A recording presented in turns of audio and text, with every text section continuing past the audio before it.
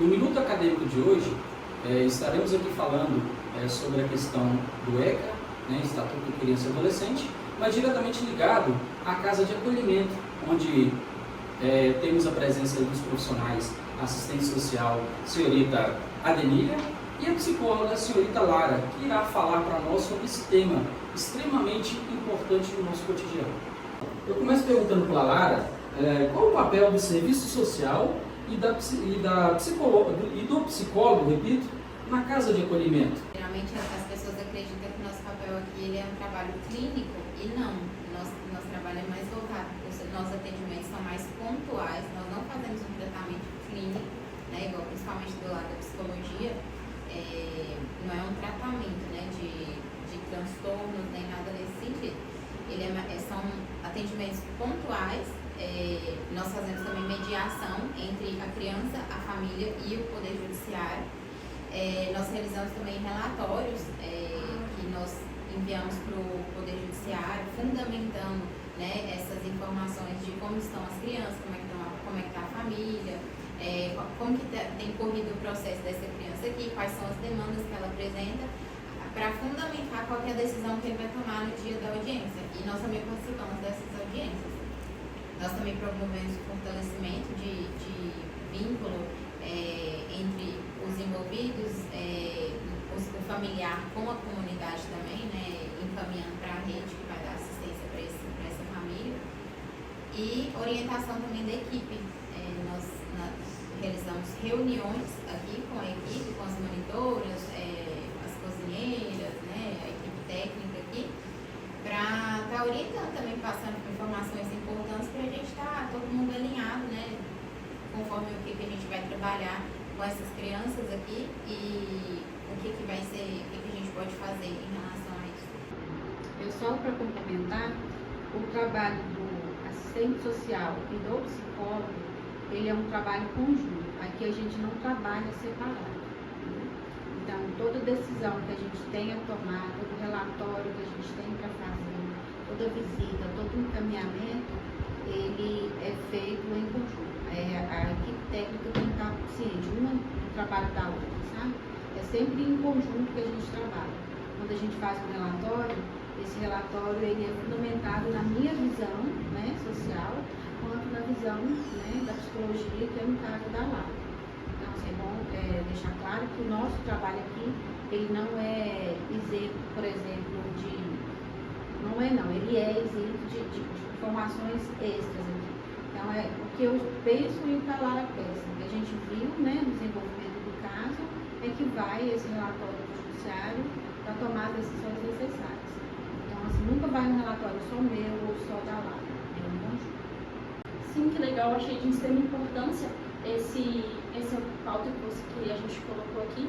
É muito interessante em saber que é assim que esse conjunto que tem um suporte não só para as crianças, mas também para todos os que estão aqui, que participam desse acolhimento que tem aqui. Outra pergunta, quais são os maiores desafios enfrentados no trabalho hoje? A gente tem muitos desafios, né, a serem enfrentados. Uma questão assim, que é preocupante e que nós, né, como equipe técnica, aqui nem só eu, assistente social, nem só a Lara, psicóloga, mas como a coordenadora também. A nossa coordenadora não é Júnior, né? Ela não está agora porque ela está participando de outras atividades, mas assim, uma das principais dificuldades que a gente tem aqui é porque aqui a criança e o adolescente ele só pode ficar até os 18 anos de idade. Ele completou os 18 anos de idade, ele obrigatoriamente ele deve sair da casa de acolhimento. Então, assim, quando a gente consegue, né, lá junto com a família extensa, que esse adolescente possa retornar num desses lares, é tranquilo. Mas já aconteceu e tende a acontecer novamente o fato, assim, a gente tem adolescente prestes a completar 18 anos que a gente não tem um lar para que ele volte, sabe? A gente não conseguiu até então nenhum familiar que possa estar assumindo a responsabilidade desse adolescente. Então, para a gente, né, eu acredito para lá, é o maior desafio que a gente tem aqui dentro. A gente fica sempre apreensivo, né, com a saída. E eu acho assim que para além disso, partir de 12 anos, a gente sente falta de uma preparação para a vida adulta desses adolescentes, porque a gente entende que a partir daí é mais difícil a adoção, né? E geralmente eles vão sair daqui muito imaturos, não só emocionalmente falando, mas até assim, imaturos com a vida real mesmo, com o que eles vão precisar passar lá fora. E aí a gente acaba ficando meio desamparado em relação ao que nós vamos fazer com esses adolescentes a partir daí, né? Porque eles vão precisar de um suporte, né? Orientações, até na questão financeira mesmo, né? De recurso financeiro mesmo. Então, assim, fica essa lacuna do período em que eles estão aqui para os 18 anos. Interessante, né? Olha, a gente nunca para pensar como que seria, né, esse pós-período numa casa de acolho. Uma outra questão que a gente queria comentar qual o papel de vocês no processo de adoção? Daí eu estou falando papel diretamente ligado à criança, aos pais. Então, o nosso trabalho no processo de adoção, ele se dá apenas depois de uma decisão judicial. Porque o juiz ele vai determinar que aquela família ela vai começar a ter contato com aquela criança. Só a partir desse momento que o juiz passa isso para a gente, que a gente começa a entrar nesse processo. Que é quando a gente começa a ter contato com essa família, né? Aí a gente faz essa mediação entre a família que está interessada na adoção, com a criança, com o Poder Judiciário também, que aí a gente tem o conhecimento, tem o contato dessa vivência e fazendo relatórios para o juiz ter noção de como as coisas estão acontecendo. E aí a gente faz um papel assim, muito voltado para a orientação, né, assim, dos pais, de estar analisando como que essa criança está lidando, como ela está recebendo isso. A gente alinha também muito junto com os pais como que a gente pode contribuir para o processo dessa criança, e não só da criança que passa por esse processo de mudança que causa ansiedade e tudo mais, mas para os pais também, né? É um processo difícil para os pais também, que também estão passando por uma mudança na rotina, na dinâmica da vida deles ali. Então, nosso papel é a partir desse momento, a partir do momento que o juiz manda, e aí a gente começa a ter contato, né, dessa preparação e os relatórios que a gente vai mandar para o juiz. Portanto, assim, nem toda criança que está aqui dentro da casa de acolhimento são crianças que estão para adoção. Né? As crianças, para estarem em processo de adoção, elas precisam ter sido perdido o poder, os pais, né, naturais têm que ter perdido o poder familiar dessa criança. A partir do momento que perde esse poder familiar, é que essa criança entra na lista para adoção. Eu acho que é importante ressaltar isso, porque a comunidade, de uma forma geral, tem a impressão que a casa de acolhimento tem crianças para adotar, né? E não é assim que acontece. Então, assim, na verdade, hoje em dia mesmo, a maioria das crianças que a gente tem, elas estão suspensas do poder familiar. Elas não foram destituídas ainda. Então, apenas quando elas são destituídas que elas vão para a adoção. Correto. Uma coisa, assim, particularmente, não sabia dessa parte, que nem todas as crianças que estão aqui eram para adoção, mas é uma coisa, assim, extremamente importante, porque muitas pessoas chegam, eu quero adotar uma criança, e às vezes para explicar, porque também é um processo muito demorado, eu imagino que seja, mas foi de extrema importância saber disso, e muito, muito interessante, muito legal. E quais os movimentos que levam uma família a perder a guarda do filho? Pois são vários, né? Então, assim, o principal é que se os pais, né, ou o pai ou a mãe, ou o representante legal dessa criança não estiver cumprindo com todos os deveres e obrigações, né, que são exigidos para a criação de uma criança. Isso inclui violência, né? Às vezes a criança pode estar sofrendo uma violência em casa, violência física.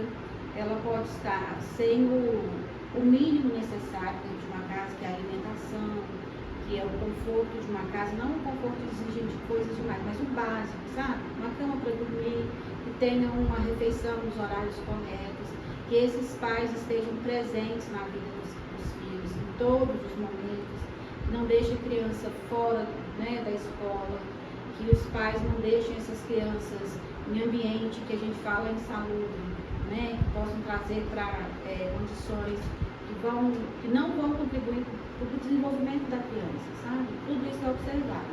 Então, assim, não é automático, né, gente? A gente pensa assim que aconteceu alguma coisa ali, basta ligar para a polícia e vem aqui, pega as crianças e traz para casa de acolhimento. Tem todo um processo. Antes dessas crianças virem para cá, existe um trabalho que é feito pela rede de proteção dessas crianças. Não só a casa de acolhimento, mas tem o CREAS, tem o Conselho Tutelar, tem vários órgãos que são voltados para garantir esses direitos dessas crianças. Então, é feito um trabalho para que esse fato que está acontecendo na casa ele seja melhorado a fim de que não seja necessário trazer a criança para o acolhimento. A criança vem para o acolhimento de uma forma assim, já foi tentado outros passos para evitar. Porque a casa de acolhimento é um sofrimento para a criança, é um sofrimento inicial, né? Ele é retirado da casa dela, às vezes dos pais. Então, assim, todo órgão de proteção tende a evitar esse fato, de trazer essa criança para a casa de acolhimento. Mas existem fatos, assim, que a gente fala acolhimento emergencial, tá? Que o caso é tão grave naquela família ali, que o Conselho Tutelar foi lá e identificou, e não, essa criança não pode ficar aqui, ela está em risco, então ela tem que ser levada. Nesse caso, a criança é trazida sim, né, para a casa de acolhimento, para evitar danos maiores. Aí depois que a criança está aqui, que é feito todo o trabalho, né, de informar o Ministério Público, o Ministério Público vai instaurar inquérito, vai mandar para o Ministério para a Infância, do Juventude, aí começa todo o processo novamente. Mas assim, existe o processo que a gente tenta evitar, né, que a criança venha para a casa de acolhimento, mas tem também aquele espaço ali que a criança tem que vir, independentemente de ser trabalhada essa questão com a família, né, que a gente chama de acolhimento emergencial. Família, né, os seus filhos terem que saírem ali, né, da proteção dos seus pais, é algo que nós, na sociedade, jamais, né, gostaríamos que acontecesse, né? Voltando um pouquinho aí no processo de adoção, explica pra gente o que acontece caso não houver a adaptação da criança dentro daquele processo de adoção a uma família. Então, via de regra, não pode devolver essa criança depois que ela foi adotada. É meio que assim, a adoção é irreversível. Ela é irreversível, mas infelizmente, né, isso acontece, né, e aí a gente vai entender que é uma nova destituição do poder familiar. Então ela foi adotada, né, e aí vai haver uma nova destituição. Infelizmente, assim, a gente até já passou por situações, né, que isso aconteceu.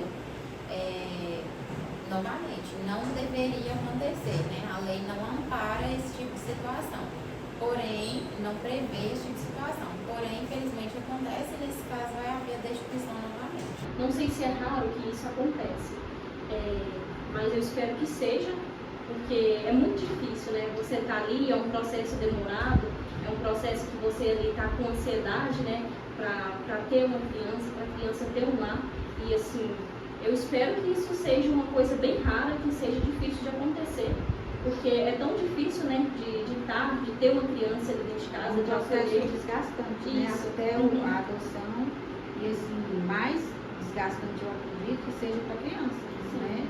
Porque a criança ela já foi retirada de um lar, passou um tempo, ela conseguiu um novo lar, e de repente ela volta para casa do acolhimento.